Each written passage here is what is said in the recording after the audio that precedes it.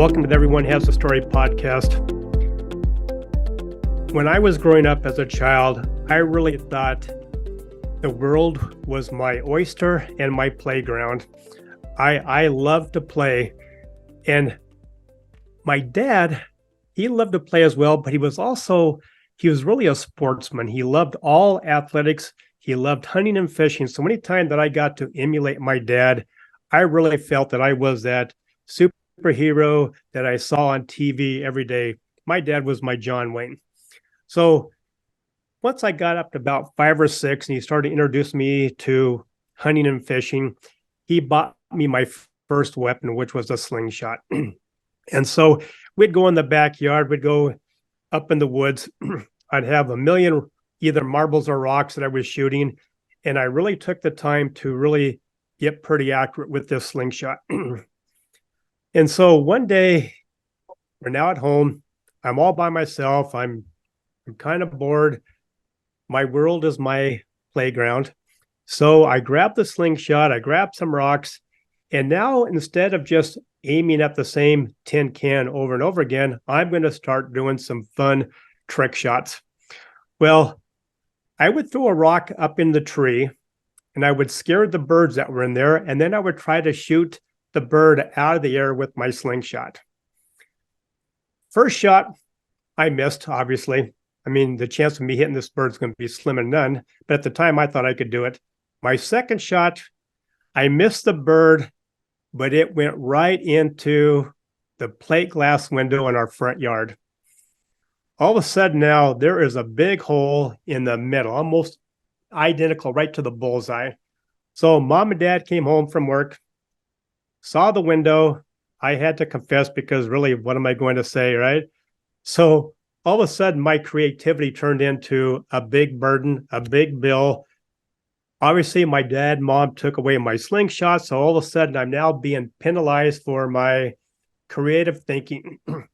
I tell this story because today, it seems like at work, a lot of people have experienced my same scenario. They had some creative thought. They wanted to think outside the box. They wanted to do something new. It didn't quite work out, and now they're penalized.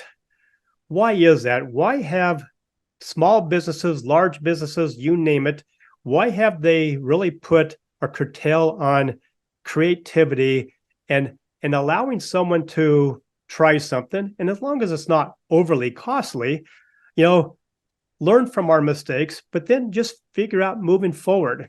And that's what we're going to talk about today. And I can't wait to have this interview. I've now known Gabor, my guest speaker, for probably the last 6 months. And I've been dying to have Gabor as my guest speaker. The guy is unique. He's fun. And he does have that very special way of thinking about moving forward with all businesses and their mindset. So let me welcome Gabor George Burt. Thank you for joining me today. Thank you, Roger, for having me. So Gabor is the founder of the SlingShot Group. He's a pioneer in business transformation. He's a blue ocean strategist, and he's the author of his book, SlingShot. So Gabor, tell us about who you really are. I just kind of gave all your credentials, but give us a little bit deeper understanding of who Gabor really is. Well, thank you for that question. That's quite a way to start. But let me give one fun fact about me, perhaps to get things going. And that is that for a very brief moment in time, I was, in fact, once the youngest person on Earth. So I'd like that to sink in for a moment. And for those tuning in to realize that if they haven't thought of this already, that's of course also true of them. Yeah. And I think it's a great kind of foundation for what we want to talk about. And of course, it ties into your story of childhood, because it's so easy to forget that we were children as we grow up, and we feel that we need to act as adults, and that's very different than when we were kids. And so the reminder that this really just in one sense personal, but in another sense very, very common fact that we were all once the youngest person to be on this planet is a very powerful one. And so, what do I do, and who am I really? I am, my whole sphere of activities revolves around the idea of reconnecting with our childhood sense of creativity and to harness it in a systematic and ongoing way as adults. And the simple reason for that is that if we combine that limitless, boundless, and incredibly powerful sense of imagination that we had as children with the accumulated experiences and knowledge that we gain as adults, that combination is unbeatable. And it's not a trade-off. It's not one or the other, but the two go perfectly and seamlessly together. I love that. And I just realized I've never heard that fact before, that at one time we're all the youngest person ever on this earth. So I love that. So let's get to the podcast. When back in the middle of my corporate life, I'm feeling the crunches and boundaries, that are put upon all of us as a corporate employee. And I got introduced to the book Blue Ocean Strategy that you were part of. And, it really transformed my way of thinking. It changed the way I really held meetings, how I looked at really business in general. And then when I became owners of a business, I really wanted to carry this on. And it was amazing how quickly teams could be developed around the simple mindset of Blue Ocean Strategy. So tell us about really what your role was with the book Blue Ocean Strategy and why it's so important even today. Yeah, great question. And of course, this is one of the first things that connected you and I, our common affinity for and an application of it is that I had the good fortune to befriend the principal creator of Blue Ocean Strategy, or one of the co-creators, Professor Chan Kim, who was my teacher, my professor at business school. And he was by far my favorite. His energy, his wisdom, everything about him really appealed to me. And for some reason, he also took a liking to me. So he and I would take long walks together in the French forests and get to know each other, and had some wonderful conversations. And then a few years later, when he completed the research that was the backbone of Blue Ocean Strategy, he called me and invited me to be one of the first people to join him and his co-creator in developing and then representing the concept of Blue Ocean Strategy. And it naturally appealed to me because, of course, it's all about creating your own market space and reimagining boundaries. And so I transitioned myself out of the financial software company that I founded and I was running at the time in Central Europe. And for over 10 years, I was a blue oceanographer and went around the world to help companies understand and apply the concept of blue ocean. And as you said, it was an incredibly liberating and exciting concept. The book came out in 2005, so well before both the COVID crisis and the financial crisis of 2007 and 8. But already at that time, you could see that there was a major shift in the business environment that was becoming much more unpredictable, much more volatile. And so there was a need for a new way of creating business opportunities rather than just sustaining them. And that's what Blue Ocean was addressing. And so the reason, to answer the second part of your question, why it's so relevant today, is because, especially in the wake of the pandemic, the world around us is even more predictable. There's a perfect storm of different forces, whether it's political, economic, technological, or even cultural, that literally you wake up every day and you're bombarded by news that you didn't expect or you could not have foreseen. And in that world, there's really two options. Either you become one of the future shapers, or you're always waiting in the wake of those that are and trying to keep up. And so the whole concept of how do you create continuously your own market space is even more critical now than when the Blue Ocean Strategy book was first released in 2005.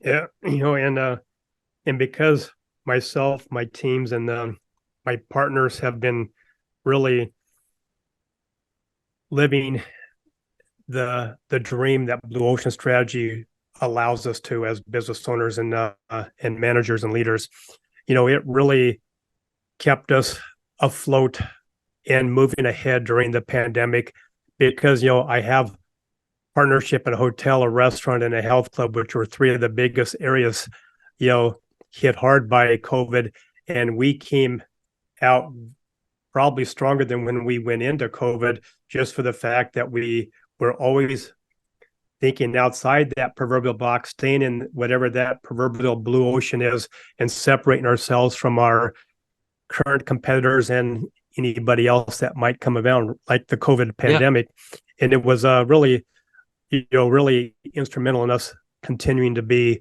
owners today. So I can't thank you and Dr. Kim enough. So anyway, what led to now SlingShot, and what is SlingShot?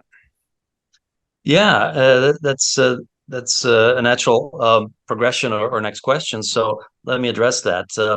Firstly, by nature, I have always been fascinated by this idea of creative thinking and asking the what if questions. And so I studied psychology alongside business. And when I did my Blue Ocean work, and having also contributed one of the case studies to the book, I was always looking at both the practical application as well as to what extent do people really internalize the concepts and feel that it's part of their way of thinking from that point on. And what I found, and this is also what is unique about your experience or special about your experience, because as you say, you're able to not just understand Blue Ocean, but really embrace it and apply it.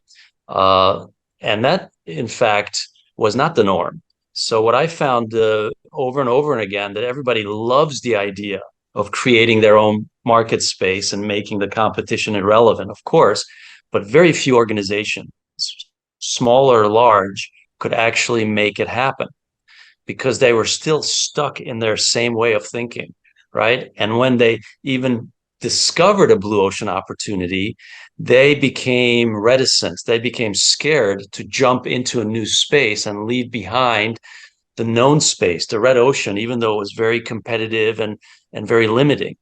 So there was this fascinating seeming trade-off between a very attractive blue ocean that was unknown space and therefore dangerous and risky, and the current market space, which seemed very limited and shark infested and very bloody, but it was familiar. And so SlingShot was born out of the realization that that this trade-off was not necessary, and to give guidance to the practical application of Blue Ocean Strategy to leaders and to organizations. So one of the things that SlingShot talks about is don't just think about red oceans and blue oceans, which is that stark contrast, but think about blue waters. So think about, first of all, blue lake, which is how do you optimize and refresh what you're already doing, so that it is always relevant. It is always something that feels indispensable to your customers. So you don't have to throw it away. You don't have to completely disrupt your market and yourself to create a blue ocean. So blue lake, then blue sea, which is how do you expand what you're already doing? And then the third level is blue ocean, which is how do you create new market space? So just by giving this three-step level or these three types of blue water pursuit, you're now already making it much more reachable, much more attainable, because it's no longer about a trade-off between what you're doing now and what might be a totally new but interesting opportunity. So that was one of the key things with SlingShot. And the other is that the subtitle of my book, Slingshot, is Reimagine Your Business, Reimagine Your Life, so that I wanted to create a guide for how to systematically reconnect with our imagination and to use it on an ongoing basis, because that's the fuel behind Blue Ocean, right? You need to have idea generation and a way of funneling ideas so that they become sound innovation and sound strategy.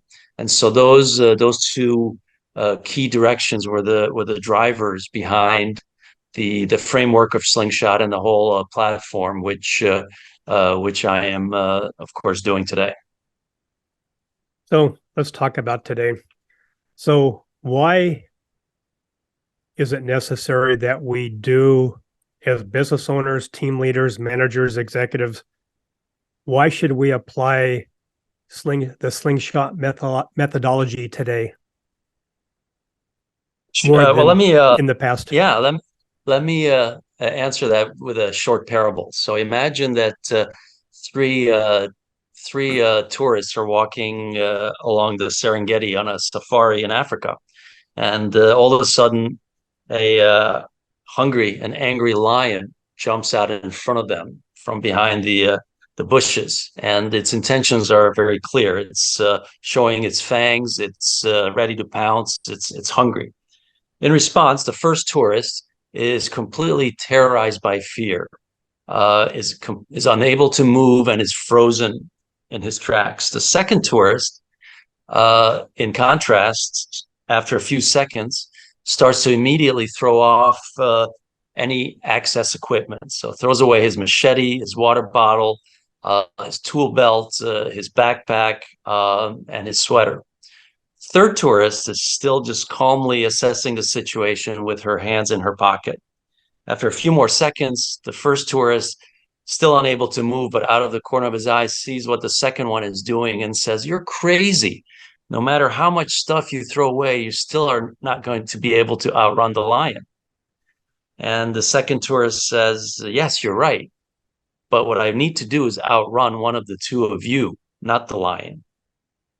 And the third tourist, after a few more seconds, reaches in her pocket, takes out a lighter, lights it, and the flame scares away the lion. Okay.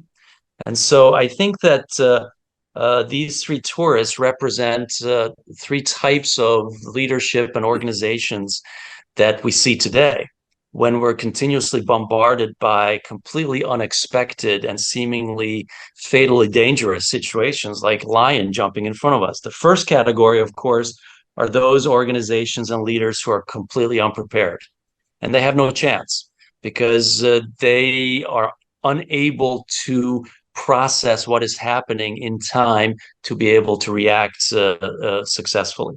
The second tourist is somewhat better, but not much. So his philosophy is, of course, just survival. If I'm not the one that's the casualty here, if I can just get by, even though by getting rid of all my resources, I am jeopardizing the long-term success of my organization. And the third, of course, is where you want to be at. So the third tourist is the one that doesn't panic, that looks at what's happening and does something unexpected and creative that puts her in charge of the situation. So I think one thing we can agree on today is that standing still is not an option, right? So that's just no longer possible for any company or leader to think that I don't need to do anything. And study after study shows that overwhelmingly CEOs and senior executives are at a point of great distress and at a loss of what to do. So one statistic shows that over 75% of CEOs think that they will lose their jobs very, very soon. And over 90% think that their market space will be disrupted. So there's fundamental shift. And at the heart of all that is this need to master creative transformation or market transformation, which we already started talking about. So how do you become the future shaper of your market space so that you're not reacting to unforeseen events or to what others in your space are doing? And so that's really the reason why today this idea of market transformation, reimagining boundaries, and everything that SlingShot talks about is so critical to every company and leader. I love that story. So let's now talk about some solutions. You know, you help companies, you help organizations, you help teams move forward with some of these areas that need that necessary attention and new mindset. So walk us through the process that you would help or that you would recommend to organizations and to team leaders on how to move forward with this SlingShot methodology and mindset. Yeah, great question. Sure. So firstly, let me start by saying that creativity is this incredibly abundant, everybody has access to it, limitless and powerful resource. Albert Einstein, who not surprisingly had some great quotes, said that imagination is everything. It is our window to the future's coming attractions. He also said that creativity is intelligence having fun. And so what we want to realize is that when we can harness creative thinking, not just in ourselves, but within our organization, that is there for us to take. That is there just by virtue of working with people. So any company and organization that doesn't take advantage is leaving behind and leaving untapped an incredible resource.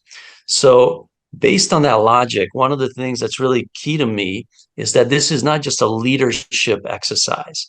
So embracing SlingShot, embracing the idea of creative transformation and reimagining boundaries is an organization-wide endeavor, so that you want to get everybody involved. And so everything that I do is designed that way, that it's very easy for an organization to involve everyone. Of course, it has to start at the top, because without the support and engagement of leadership, the layers below are not going to be able to thrive. So typically, I work with the leadership teams, and what I do is really, first of all, just put up a mirror to say, I'm going to give you a 6-question test, and I'm going to wager that you won't get more than 2 out of the 6 questions correct, from the perspective of really visionary, boundary breaking, strategic thinking. And I do this with some of the most successful companies, but I'm pretty confident, and I've done this enough to know that I will win that wager, because everybody operates within self-imposed mental boundaries. And these are very simple questions, such as, what business are you in? Who do you think are your most important competitors? What do you think should be the ultimate goal of innovation? And once I expose the leadership team to what I think is the correct answer and why they got it wrong, then we have the foundation. Then I have their attention, because then I turn around and say, look what a successful business you have already built. Look how well you are doing. Yet I asked you 6 very simple, basic questions, and I proved to you that you are operating within self-imposed boundaries. Now imagine how much more successful you could be and how much more fulfilled individually if you fully exercised your power to overstep boundaries and think creatively. And so that's how the process starts. And so once we get into the SlingShot process, simplicity and simplification is also a key theme for me. We don't want to overcomplicate and bombard people with too many things.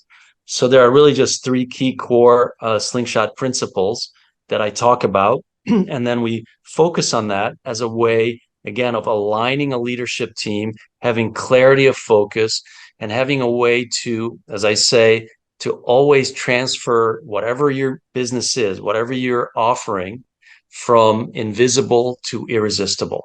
Okay. And because this is a continuous thing, you never stop to do that. It's not a one-time exercise. This is why you then want to engage your whole organization to help you to define where they see that a customer need arises.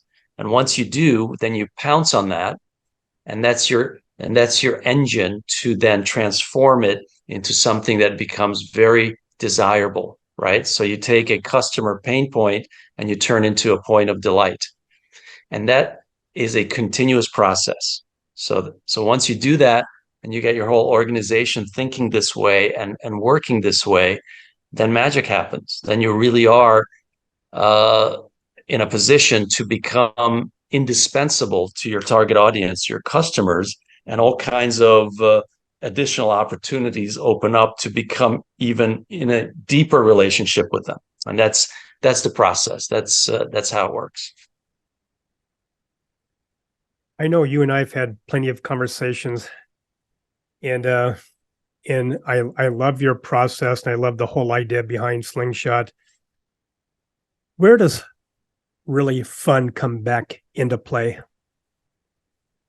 Yeah, fun is also a big component of my platform. In fact, I'm one of the co-curators of a platform called Stand Up Strategist that you know of because you're an invited guest this year. And what Stand Up Strategist is about is the recognition of humor as a legitimate and an important dimension of leadership. And what we do is that every year, from around the world, there are wonderful April Fool's campaigns that are made to express and communicate an organization's sense of humor. And Stand Up Strategist looks at this and ranks and celebrates what we call the top 23 best humor campaigns of the year.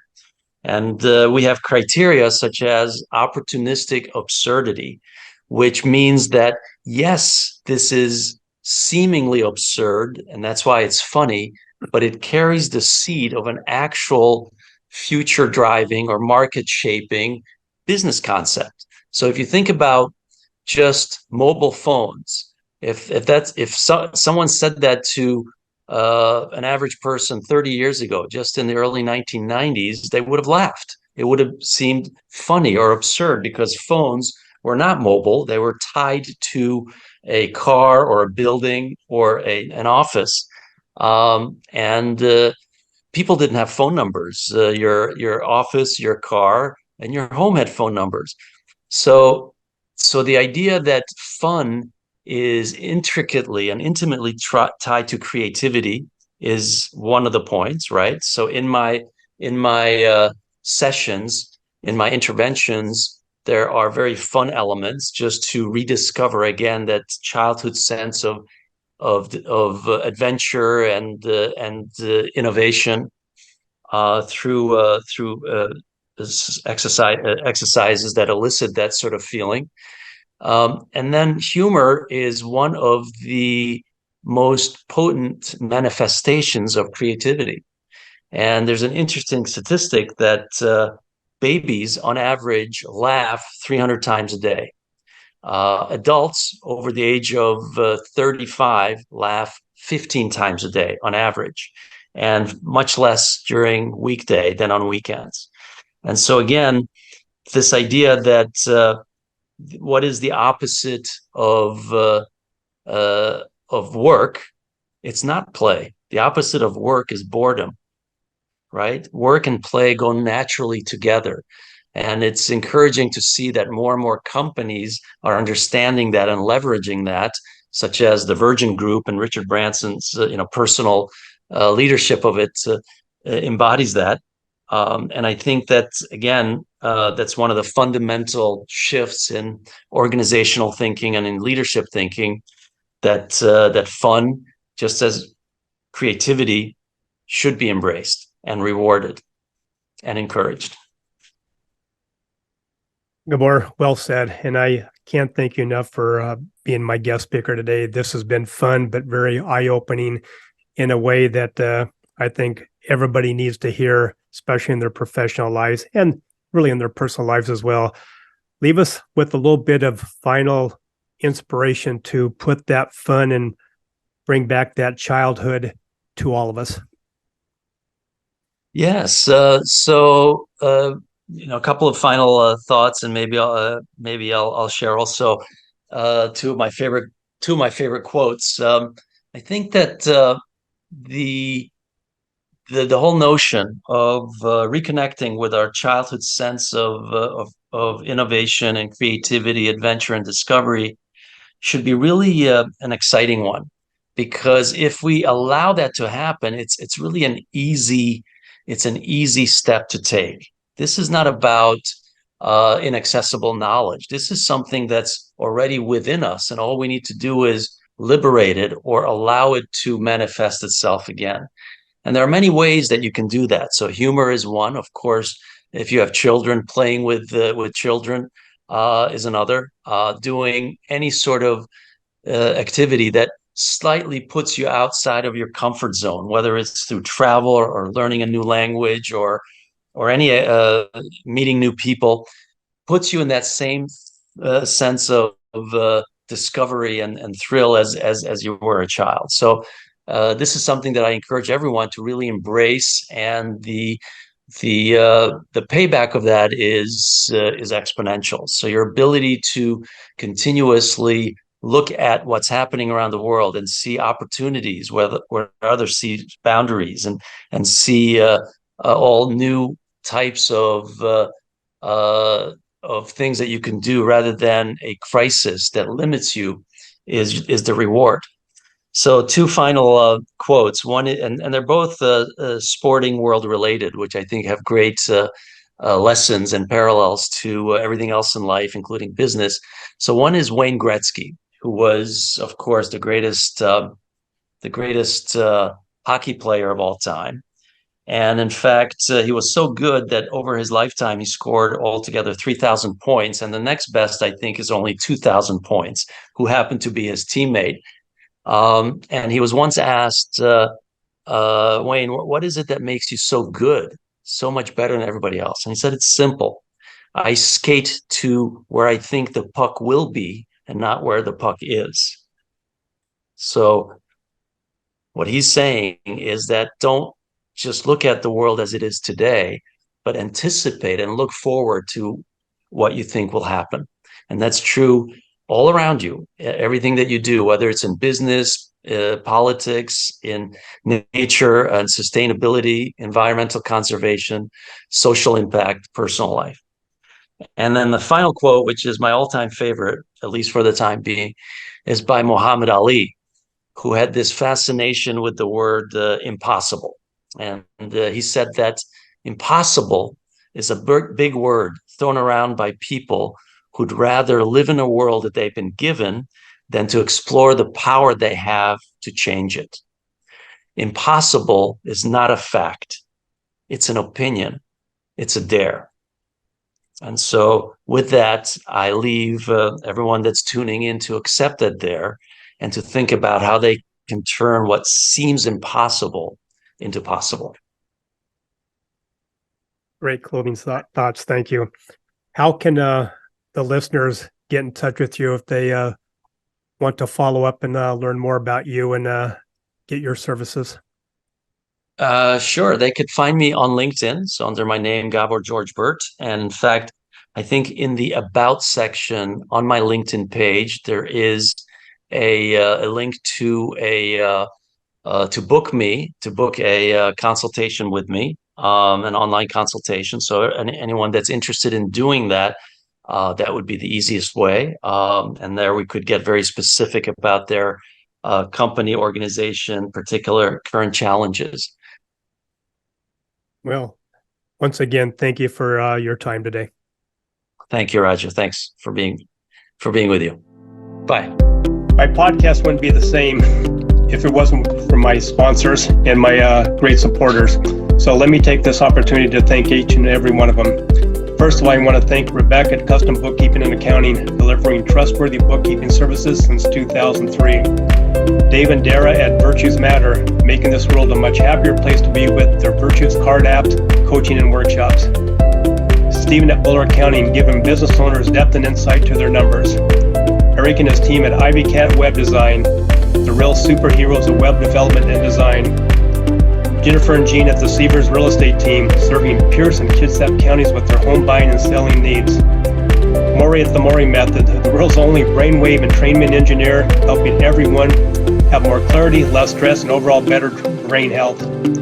Priya at Pivot My Profit, helping individuals and businesses have better control of their finances and more money at the end of their day. Melissa at the Soul Vibe Energy High, the queen of the aha moments, helping individuals find those holes in their cups, repair the hole, and gain back their positive energy. And finally, Rick at West Sound Recording. You talk, they do all the rest. Thank you, Rick, for all your efforts with the production and editing of my podcast.